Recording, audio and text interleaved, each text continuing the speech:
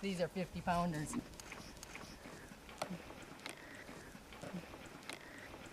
I'm Kristen Peterson. I'm a rancher in Patagonia, Arizona. The water for the cattle ranching is so important. Without it, we'd be obviously out of business. Cattle drink a lot of water every day. A lactating cow, she's going to drink maybe 30 gallons a day, so average probably 20 gallons a day per animal.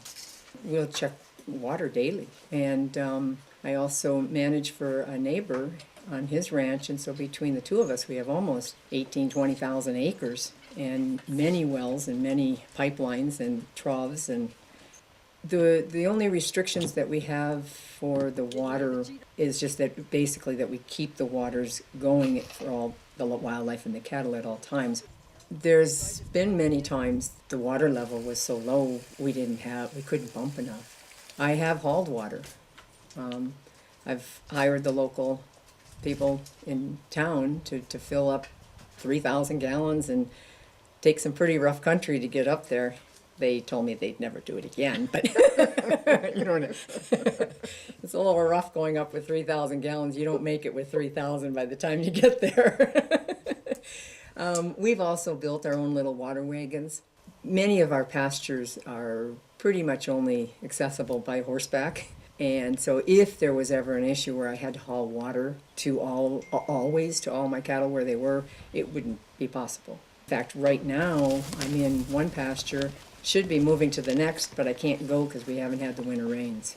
I know that there's the local mine that's now in Patagonia, AMI, is planning on using a lot of water per day, more than I can even envision. I don't know exactly how all the water aquifers and how everything works, but it does concern me that it could draw down our water supply. I'm concerned that that's going to affect not only my business but the town. If we run out of water here in the Patagonia area and on my ranch, I'll be out of business.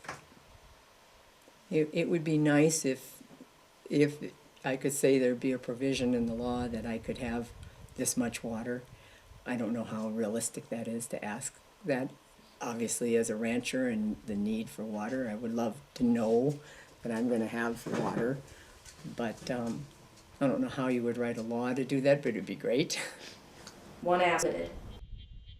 When you're looking at a landscape like these Sky Islands of the Southwest, and you read Edward O. Wilson, the premier ethnobotanist on the planet, when he speaks of biodiversity and the necessity for biodiversity, this is one of the 3 most important regions in the entire country, the Sky Islands, because of that biodiversity. And water, available water, is essential for that. Given the shifts in weather patterns I've seen since 1998 and the considerable loss of water in this landscape and the predictions through the climate institutes for the future, for here, I'd say protecting our resource and really enhancing it through enhancing the watershed by doing similar things to what we're doing here at Deep Dirt, I think would be a way not only to increase an economic base in the community, but to do it through building up our watershed. So this is one of 2 wired structures called gabions. And a gabion is basically a wire basket that's filled with rocks. And the idea is to slow the water down but not stop it. We actually infiltrate more water than we are taking out by pumping. And if you create structures in your landscape where you're actually soaking in water and ponding it long enough for it to recharge, you can come up with a net positive on your water use. AMI demand for water for doing a big industrial project like that doesn't make sense if the town residents are being asked to and may be put on some sort of water rationing point in the future. I know that they're planning to clean the water and put some of it back in, but what you're putting back in after those very heavy industrial processes very not what was taken out. If you understand what it takes to clean up mine wastewater, it's a phenomenal thing to really clean that water. That would leave me very concerned about the future of water to support a community like this and a landscape that is as valuable as this. I'm Vincent Pinto, and you're at Raven's Nest Nature Sanctuary, part of Ravensway Wild Journeys, our nature, adventure, and conservation organization. We offer a wide variety of educational opportunities, including bird watching. I guide people out to some of the beautiful birds in the region, of which we have over 500 species. We take people out on general nature tours and wildlife safaris. We also do wildlife tracking. We've had the privilege of hosting thousands of people over the years. My wife Claudia and I chose this area because it's a very special area for wildlife, for plants, for geology.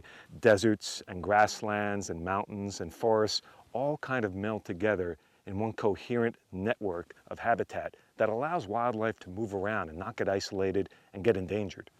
This area of the United States has more mammal species than any comparable area, about 30 more species than Yellowstone National Park, which is famous for mammals. All this beautiful biodiversity, how could you ever possibly feel lonely out here? It's just populated with so many different species. My name is Diana Nash, and my family owns the Circlesy Ranch. The ranch first started operating in 1926. Sonoyta Creek was important to them when they were first looking at purchasing properties. I think they looked all around Arizona, and when they found this property along Sonoyta Creek, they realized all the benefits because of all the wildlife that is supported by the stream, as well as the just the beauty. They realized how important that was as a draw for guests coming to an oasis in the middle of the desert because of Sonoyta Creek. We have 100 head of horses, and they don't directly drink out of the stream, but the wells that come from the groundwater, which are fed by this stream, that's what keeps our horses watered. During the 6-month on season, we have about 20 staff. We bring up to 30 guests here on a weekly basis, and they shop in the community. But we also support a lot of the local contractors with building projects and, subcontracting different things out. The food, obviously, that we bring in. I'm proud that we've been able to stay focused on the traditional guest ranch experience and keep it a vital business without having to change. And we've basically been the same for 90 plus years. Our guests come from really all over the world. I think the majority obviously come from the United States, but we get a lot of Canadian guests. We get guests from Germany, Switzerland. Many of our guests come from England, Finland. I've spoken with representatives of the mines about the water use, and they say to me that, people misunderstand because we're going to be putting all that water back into the aquifer. We're not actually taking it. We're using it, whatever, and putting it back in. I hear what they're saying, but I can't imagine how that is not going to affect our stream flows and our water. If we get to if it indeed affects the stream and it affects our groundwater.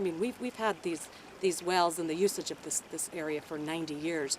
If they come in and start affecting what keeps us as a vital business, that's a huge concern.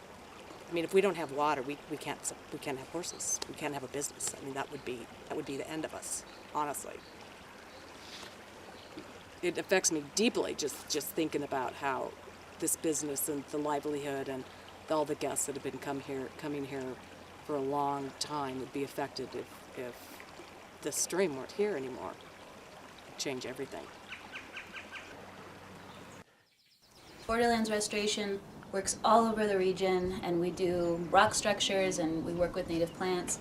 And the Native Plant Materials Department gets to go out, collect native seed from the wilderness, and then bring it back, curate it, give it accession numbers, figure out exactly where it's from, and then at the nursery we propagate it. But plants are the foundation for everything that happens ecologically. So for any system to work, even for the earth and the ground to actually stay intact, you need grasses so that the water doesn't just wash everything away. We work with homeowners, and we work with ranchers, and we work with people and public land managers to enhance biodiversity and bring out all the cool species of plants that make out the foundation for the habitat. And I think everyone wishes, even the people that are really excited about the mine, even they do wish that we could know what the water situation was like. And so that's very stressful because, we don't really know how deep people can afford to drill down to get more water. And beyond that, looking at it from an ecosystem perspective, we have things like oak trees that depend on groundwater, that right now there are plenty of plants that don't just tap into aquifers, but then there are larger trees and different plants that do, that if the water table sinks to a certain point, they are all just going to die. And if that's not being recharged quickly enough. So that puts a huge stress for me on thinking about, we want to keep having quail here, we want to keep having all these birds here. People come from all over the world to see this biodiversity. So if a lot of those larger trees die off, that'd be awful, and it'd be really hard to get that back to the area. As someone that really plans on being here for the rest of my life, that really, really values everyone that lives here, whether or not I agree with people, I still really love living here and respect their opinions. It still really stresses me out that, yeah, a mine can come in and get approval to potentially give jobs for a certain amount of time, but also at the great expense of everyone, like the entire community living here.